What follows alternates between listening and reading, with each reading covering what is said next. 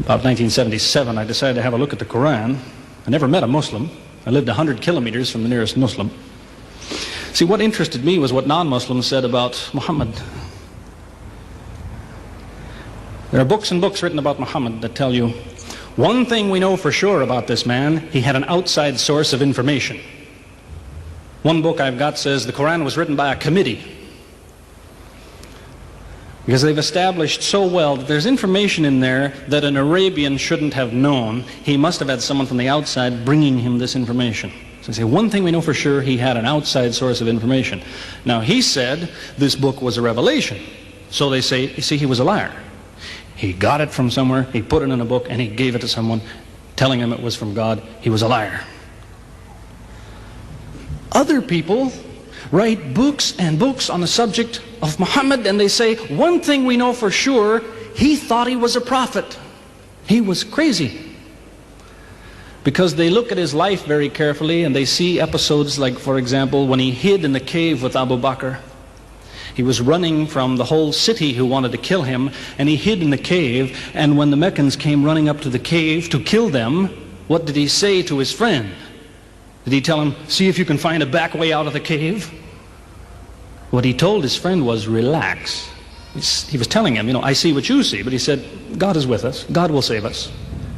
So people on that basis, they say, you see, he thought he was a prophet. He thought God was with him because he said things like that. He wasn't a liar. They never seem to realize that one man can't be both.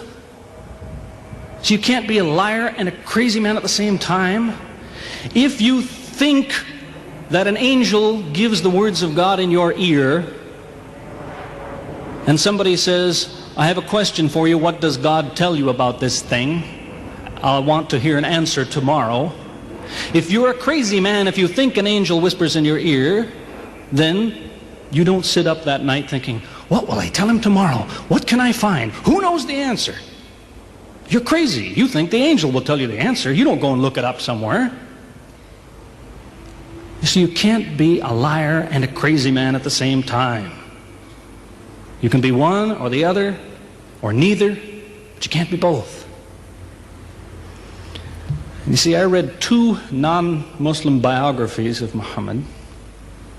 One was by Rodenson, who's an atheist, who hated the man. But many interesting things come up about his life that I had to wonder about. One story that's told is that when he was an older man, he had a son named Abraham. The son died when the child was 2 years old. The same day the boy died, there was an eclipse of the sun. The sky went dark. And the Muslims came running to their prophet and said, look, it's a miracle. Your child died and the sky went dark in sadness. It occurred to me, see, if he was a crazy man, he'd probably believe what they said. He'd probably think, yes, it's a miracle. My child died, the sky is dark. Yes, it's a miracle. If he was a crazy man. If he was a liar, he would have taken advantage of it. He would have said, yes, right, my child died, the sky is dark, you tell everyone, it proves I'm a prophet. It's a miracle. But what did he do? He became angry with the Muslims. He told them that was nonsense. He was angry with them. How dare you say that? He said the sun and the moon are signs of God, and they don't worry themselves about the birth of a man or the death of a son of Muhammad. Doesn't look very crazy, doesn't look much like a liar. Now you have a third alternative, of course, which people tell you all the time. They say, no, he was not a liar. He was not a crazy man. He was deceived by the devil. Deceived by the devil. It's an interesting idea, but whatever you say, you better be ready to back it up. There's a lot of difficulties with that idea. For example, there is a verse in the Quran which tells the reader about a good habit to develop. It tells him, before you read this book, always say, A'udhu billahi minash shaitani rajim, which means, I take refuge in God from Satan the rejected. Is this Satan who wrote this? Who said, before you read my book, ask God to save you from me? Is that Satan who wrote that? As Jesus said, if Satan is divided against himself, then his kingdom will fall. He's fighting against his own interests. So let me finish with a story that illustrates a point. As I said, there's many theories and many explanations around, many explanations. But an explanation, something somebody tells you, is just so much air coming out of his mouth unless he has proof and unless he offers you something that you can use to falsify it. You see, there's many theories of how do the planets go around the sun and how do the stars burn and all the rest of it. Many theories. Most of them are just so much wind. Scientists pay no attention to them because they don't contain something that could be checked to prove it false.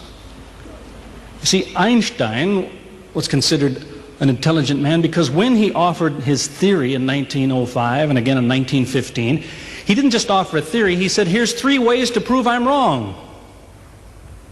Now it's worth listening to. He's told me, here's 3 different things you can do. If you can do this, I'm wrong. Here you are. Is there anything like that in Christianity? Has the Christian ever said, you want to prove I'm wrong? All you have to do is this. Has he ever done that? The Quran is filled with that kind of thing, filled with it. Saying, you want to prove this book is wrong? Do this. Prove it. Go ahead. Do it. Filled with that kind of thing. There's an example of it that made a big impression in its day, during the lifetime, 14 centuries ago, of the Prophet of Islam. You see, he had an uncle named Abu Lahab. That was his nickname, Abu Lahab. This man hated Muhammad. He hated anything the man said. He used to watch him going through the city, and if he saw him talking to someone, he waited till they split up. He'd go after the man he spoke to and take him and say, what did Muhammad tell you? Whatever it is, it's a lie. Did he tell you day? It's night. Did he say black? It's white. Exact opposite. Whatever he heard the Muslims say, he said the opposite. That was the way his mind worked. There's a little chapter of the Quran called Lahab, and it says about this man that he'll never change. It condemns him to hell, Jahannam. You see, if the man had ever become a Muslim, the Muslims would believe, well, now he's not condemned anymore. You see, for 10 years before Abu Lahab died, that was a part of the Quran.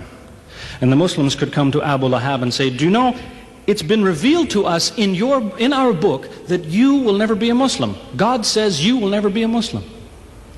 For 10 years they told him that. All he had to do was say, well, your book is wrong. I want to be a Muslim. What do you think of your book now? That's all he had to do. He had 10 years to think about it. And that's the way he was. See, if somebody is your enemy, you don't come to him and say, you want to prove I'm wrong? Here, say this. Come on, say it. If all you have to do is say the words and I'm wrong, you finish me. He never did it. See, this is one of many cases of something that was offered that could have been falsifiable.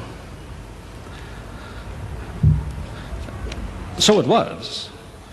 As I say, in 1978, after, how long would that be? 15 years of arguing with the church authorities, one place or another, I got the idea. I'm going to argue with some other people.